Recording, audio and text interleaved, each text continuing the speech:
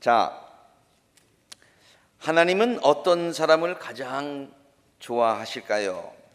우리가 이 질문에 대한 오늘은 6번째 대답으로 오늘 제목과 같이 범사에 감사하는 사람, 모든 일에 감사하는 사람, 하나님께서 참 좋아하신다. 하나님께서 그들을 축복하신다. 그들에게 감사의 제목들을 더하여 주신다라는 그런 내용의 말씀을 전하겠습니다. 이 범사에 감사하는 그런 제목을 우리가 정해놓고 제가 정하고 본문 말씀을 이렇게 가만 생각해 봤는데 문득 떠오르는 본문 말씀이 탕자의 비유였어요. 좀 이상하죠? 그렇지만은 그 탕자의 비유라는 비유의 말씀이 생각나서 제가 자꾸만 그 말씀을 묵상해 보니까 왜 그 말씀이 떠올랐는지 이해가 됐습니다. 오늘 우리가 함께 읽은 본문 말씀은요, 예수님께서 말씀하신 탕자의 비유, 그 중에 다 읽지는 않았고 후반부 마지막 부분에 나오는 이야기를 우리가 함께 읽었지요. 우리가 잘 알고 있듯이 이 비유의 전반부는 둘째 아들의 이야기를 다루고 있고요, 그리고 오늘 읽은 이 후반부는 첫째 아들의 이야기를 다루고 있습니다. 물론 전반부에 나오는 둘째 아들이 탕자였던 것은 우리가 다 아는 그런 사실이지요. 사람들이 이 비유에 탕자의 비유라고 이름을 붙인 이유가 둘째 아들 때문일 것입니다.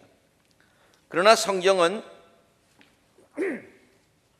이 후반부에 나오는 첫째 아들도 또 다른 의미에서 탕자였음을 시사해 주고 있습니다.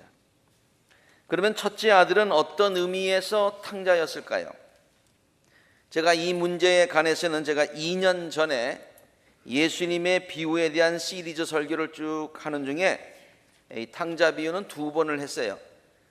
첫 번째는 둘째 아들을 다뤘고, 그 다음에 탕자의 비유 2번째에 제가 제목을 탕자 아닌 것 같은 탕자, 그렇게 제목을 가지고 이 문제를 다룬 적이 있습니다.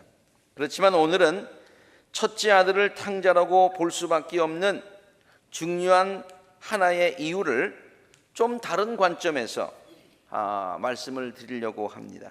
그것은 뭐냐면 어떤 관점이냐, 이 첫째 아들은 자기에게 주어진 많은 축복들에 대해서 감사하지 않고, 많은 축복들에 대해서 감사하지 않고 자기가 생각하기에 부족하다라고 하는 것에 대해서 불평만 하였다. 그런 의미에서 그를 우리가 탕자라고 부를 수 있다라는 그런 관점으로 말씀을 드리려고 합니다.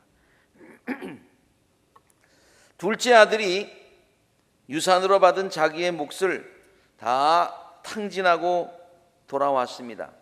그럼에도 불구하고 아버지는 그를 용서해 주시고 환대해 주십니다. 그를 위해서 잔치를 베풀어 주십니다. 그러자 첫째 아들은 아버지에게 다음과 같이 불평을 합니다. 나는 이렇게 여러 해를 두고 아버지를 섬기고 있고 아버지의 명령을 한 번도 어긴 일이 없는데 내게는 염소 새끼 한 마리도 주신 일이 없습니다. 그렇게 불평을 하죠. 큰아들은 자기 아버지가 자기를 위해서 염소 새끼 한 마리도 안 잡아 주었다고 그렇게 불평을 하고 있는 것입니다. 그런데 우리는 사실 그가 이미 많은 것을 가졌고 또 그것들을 누리고 있었던 사람이었음을 우리는 잘 압니다. 그의 아버지는 상당한 부자였습니다. 그리고 그는 그의 장남이었습니다. 물론 동생도 아버지 유산을 받기는 하였지만은 동생에 비해서 훨씬 더 많은 유산을 받았을 것이라는 것을 쉽게 짐작할 수가 있지요. 가진 것으로 따지자면은 동생보다도 훨씬 더 많이 가진 자입니다. 율법은 어느 경우를 막론하고라도 맏아들의 권리를 다음과 같이 인정하라고 명령을 하고 있습니다. 이거 신명기서에 나오는 것인데요. 아주 한 집안에 한 어머니에게서 난 첫째 아들, 둘째 아들, 그건 너무 분명하니까 맏아들의 권리를 주장해 주기 위해서 이렇게 다른 어머니가 있는 그 아들의 비유를 들었어요. 조금 익스트림한 그런 예를 들어서 맏아들의 권리를 강조하고 있는데요. 어떤 사람에게 두 아내가 있었어요. 하나는 사랑을 받는 아내고 또 하나는 미움을 받는 아내였어요. 근데 사랑받는 아내와 미움받는 아내가 다 같이 아들을 낳았어요. 맏아들이 그런데 사랑받는 아내 쪽에서 난 것이 아니라 미움받는 아내 쪽에서 났어요. 그런데 남편이 자기의 재산을 아들에게 물려주려고 그러면 주고 싶은 마음은 사랑받는 아내 쪽에 아들에게 물려주고 싶지만 법은 그렇지 않다는 거예요. 미움받는 아내에게서 난 맏아들을 제쳐놓고 사랑받는 아내의 아들에게서 장자권을 줄 수가 없어요. 반드시 미움받는 아내의 아들을 맏아들로 인정을 해야 되는 거예요. 맏아들은 맏아들이에요. 함께 읽습니다. 시작. 자기의 모든 재산에서 두 몫을 그에게 주어야 한다. 이것이 맏아들의 권리라고 그렇게 성경이 인정을 해주고 있기 때문에 우리가 이 비유에 나오는 그런 비유를 봐서 맏아들은 상당한 그런 재산을 받을 것이라는 것을 우리가 쉽게 짐작할 수 있죠. 얼마나 부럽습니까? 그렇죠? 그리고 동생은 이미 아버지의 유산을 다 가져갔어요. 그래서 아버지가 이 비유에서 말씀하고 계신 것처럼 지금 현재 아버지에게 있는 것, 지금 현재 아버지에게 있는 모든 것들은 다 그의 것입니다.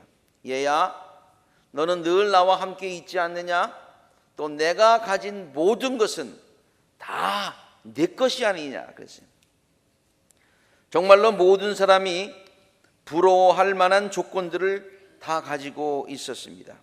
그런데도 그는 자기가 이미 가지고 있고 누리고 있는 것들에 대해서 감사하지 않고 아버지가 자기를 위해서 염소 새끼 한 마리도 안 잡아 주었다고 불평을 하고 있는 것이죠. 감사하지 못하는 마음, 각박하고 메마른 마음입니다. 그리고 이것이 곧 탕자의 마음인 것입니다. 아니, 그를 탕자로 만드는 마음이었던 것입니다. 우리는 이 비유에 나오는 첫째 아들을 보면서 참 안타까운 마음을 가집니다. 나라면 그렇게 안 했을 거야.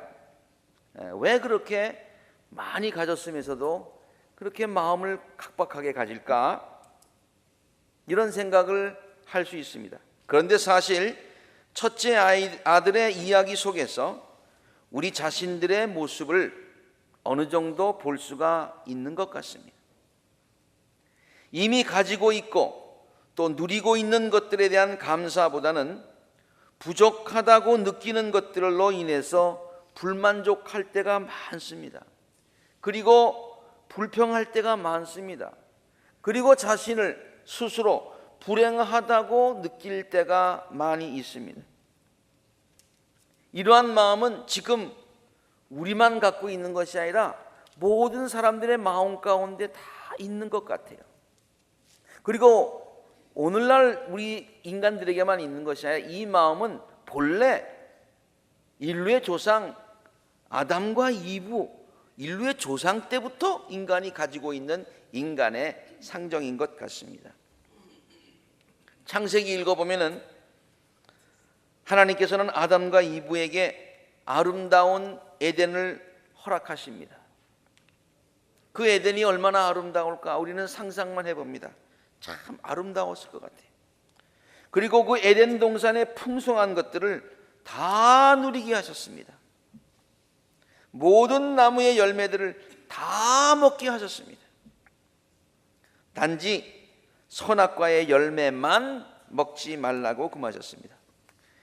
그런데 그들은 그 에덴 동산에 있는 만 가지 은혜를 누리고 있는데도 불구하고 그것을 깨닫지 못하고 한 가지 자기들에게 금한 것, 없다고 생각하는 것, 그것에 대해서 관심을 갖고 은근히 그건 못 먹게 하신 하나님에 대해서 좀 원망스러운 마음, 불평하는 마음이 있었던 것 같습니다. 사탄은 바로 그 마음을 부추기지 않습니까? 하나님께서 만드신 모든 들짐승 가운데서 가장 강교한 뱀이 여자에게 묻습니다. 하나님이 정말로 너희에게 동산 안에 있는 모든 나무의 열매를 먹지 말라고 하였느냐? 여자가 뱀에게 대답합니다. 우리는 동산 안에 있는 나무 열매를 다 먹을 수 있기는 해. 그러나 하나님은 동산 한가운데 있는 나무 열매를 먹지 말라고만 말씀하셨는데 이분은 그걸 부풀립니다. 먹지도 말고 만지지도 말래. 어기면 우리가 죽는다고 하셨어. 불평하는 마음으로 불평하는 마음이 그 여자로 하여금 하나님 앞에서 죄를 지을 수 있는 그러한 마음으로 기울게 합니다. 인간의 불행은 바로 거기에서 시작된 것이죠. 감사하는 것을 해야 될 것을 감사하지 못하고 불평하는 마음이 없는 것에 대해서 나의 시선을 집중하게 될 때 인간의 불행이 거기에서부터 시작되더라 그런 얘기예요. 이스라엘 북왕국의 왕 중에 아합이라고 하는 왕이 있습니다. 왕이니까 모든 것을 다 가진 사람 아닙니까? 그렇지요? 그런데 그는 자기 왕궁 근처에 있는 나봇이라고 하는 사람이 소유한 포도원을 탐냅니다. 그리고 나봇에게 그 포도원을 자기에게 팔 것을 제안합니다. 말이 판다고 하는 것이지 그 옛날에 왕이 팔라고 그러면 그냥 내놓으라는 얘기죠.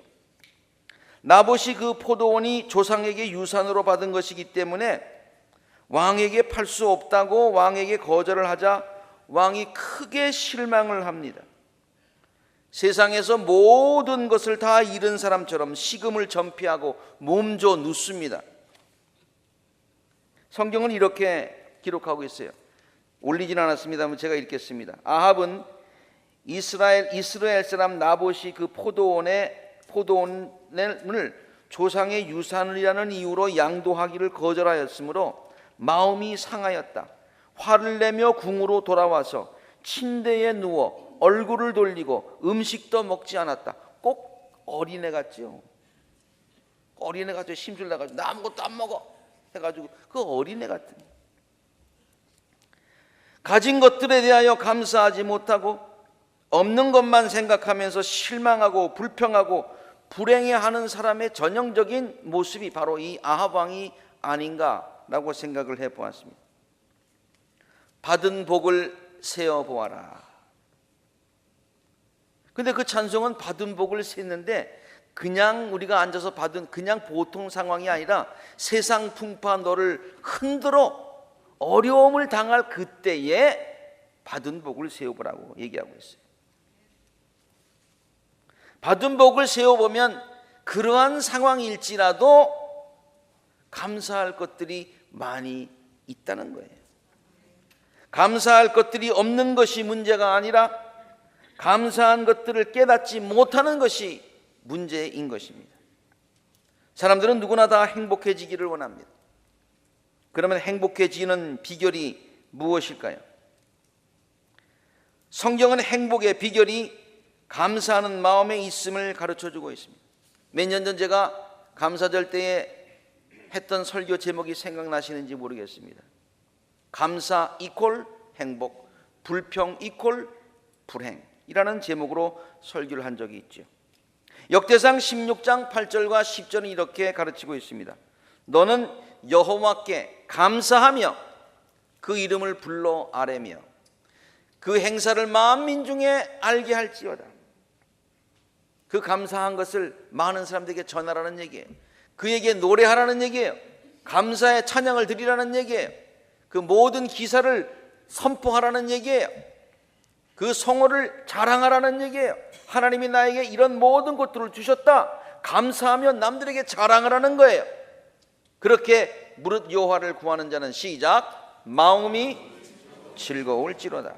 감사하는 마음에 기쁨과 행복이 찾아오게 된다는 말이지요.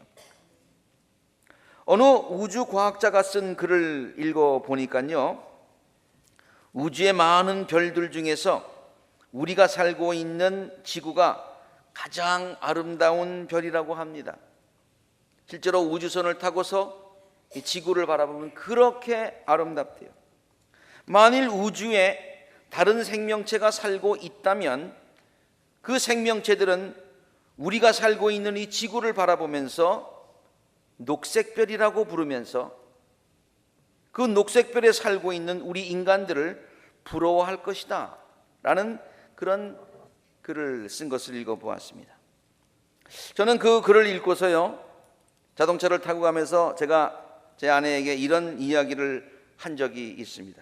여보, 그 글을 읽어보니까 우리는 우주의 그 많은 별들 중에서 가장 아름다운 녹색별에 살고 있대. 그리고 그 녹색별 중에서도 생각해 보면은 가장 풍요롭고 축복받은 우리가 미국에 살고 있지 않소. 그리고 미국의 여러 곳을 다녀보고 또 여기저기 살아도 봤지만은 가장 좋은 뉴저지주에 살고 있지 않소. 또 뉴저지에 살면서도 뉴저지의 중심이라고 생각하는 바로 이곳에 아콜라 교회에서 목회하고 있으니 우리는 나와야죠. 시작. 우주에서 가장 행복한 사람이래. 우주에서 가장 행복한 사람이다. 이렇게 생각을 하니까 세상에 부러울 것이 없었습니다. 가을 단풍 때문에 세상이 아름다워 보이는 것이 아니라 그런 마음을 가지고 세상을 보니 세상이 더 아름답게 보였습니다. 하나님은 사람의 마음을 정말로 신기하게 창조하셨지요. 어떤 상황이 주어졌을 때에 부정적으로 그것을 바라보기 시작하면은 한없이 부정적으로 바라보게 되고 한없이 불평을 늘어놓을 수 있습니다. 자신이 불행하다고 생각하며 절망하게 되죠. 왜 나만 겪는 고난이냐고 그렇게 한탄하게 되죠. 마음만 상하는 것이 아니라 그러면 몸도 상하게 됩니다. 다 귀찮습니다. 모든 삶이 다 뒤죽박죽이 되게 됩니다. 그러나 똑같은 상황 가운데서라도 긍정적인 마음을 가지면 오히려 더 깊은 감사를 드릴 수가 있습니다. 절망이 아니라 더 큰 용기를 가질 수 있습니다. 불행이 아니라 참 행복을 느낄 수가 있습니다. 감사하는 마음 그리고 불평하는 마음, 이 둘은 종이 한 장 차이 같습니다. 그러나 그 조그만 차이가 우리로 하여금 불행하게도 만들고 참 행복하게도 만드는 것이죠. 숫자 앞에 플러스를 놓으면은 그 숫자가 진짜 우리의 그만큼의 가진 것이 되죠. 10, 100, 1000 거기에 플러스를 놓으면은 그냥 그게 다 우리께 되는 거예요. 감사하는 마음이 있으면 플러스가 감사를 뜻하는데 그 모든 것들이 우리 것이 돼요. 우리가 누릴 수 있게 돼요. 그것을 나눌 수 있게 되는 거예요.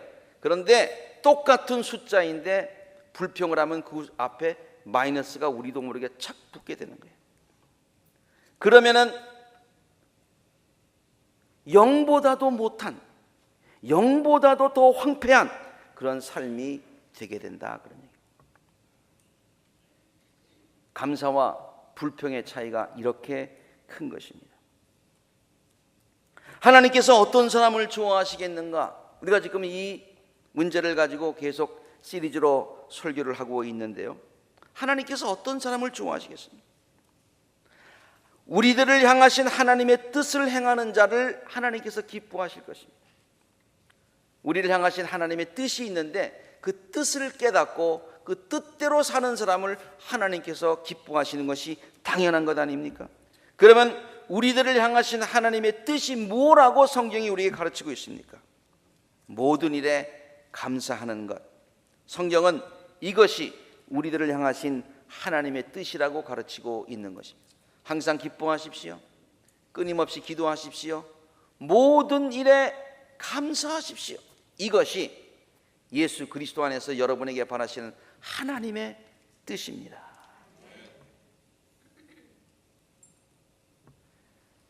한비아 씨의 글을 읽다가 공감이 가는 내용이 있었습니다.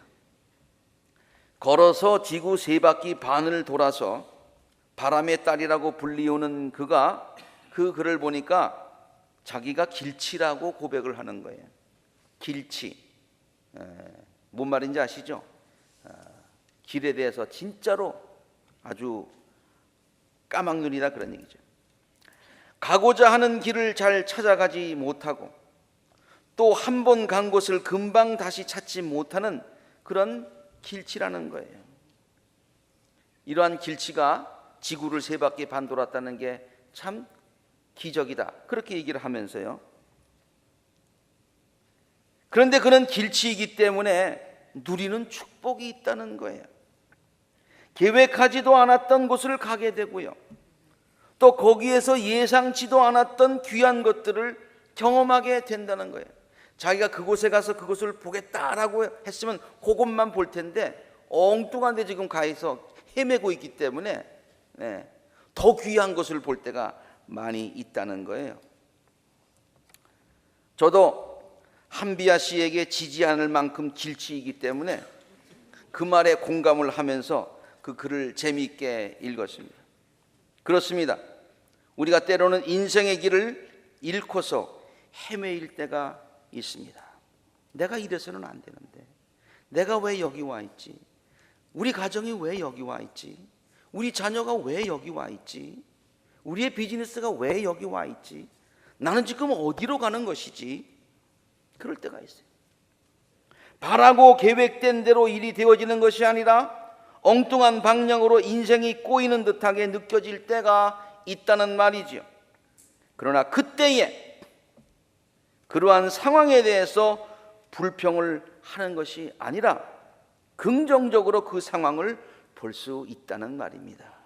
그 안에서도, 길을 잃은 그 상황에서도 우리가 감사할 수 있다는 말이죠.